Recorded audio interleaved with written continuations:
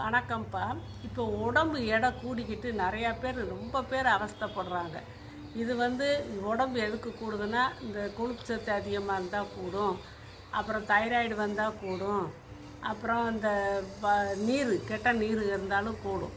அப்படி இருக்கிறப்ப எடையை குறைக்கணும். அப்படிங்கும்போது ராத்திரி சாப்பாடு 7 மணிக்கெல்லாம் முடிச்சிருங்க. ஒரு 8 மணிக்கா ஒரு 10 பூண்டு பற்களை லேசாக தட்டிட்டு அப்படியே தோலோடையே கடாயில் போட்டு வறுங்க. எண்ணெய் ஊற்ற வேணாம், வறுக்கணும். நல்லா வறுத்து தோல்லாம் நல்லா கொஞ்சம் வெந்திருக்கும். அப்படி வெந்த மாதிரி வச்சு அதை எடுத்து வச்சுட்டு சீரக தண்ணி ஒரு ஒரு ஸ்பூன் சீரகத்தை போட்டு 2 டம்ளர் தண்ணியை ஊற்றி கொதிக்க வச்சு அந்த தண்ணியை எடுத்து வச்சுக்கிட்டு அந்த வெள்ளைப்பூடு காரம் இருக்காது, அதை சாப்பிட்டுட்டு அந்த தண்ணியை குடிச்சிட்டு படுத்திங்கன்னா உங்களுக்கு செரிமான பிரச்சனையும் தீரும்.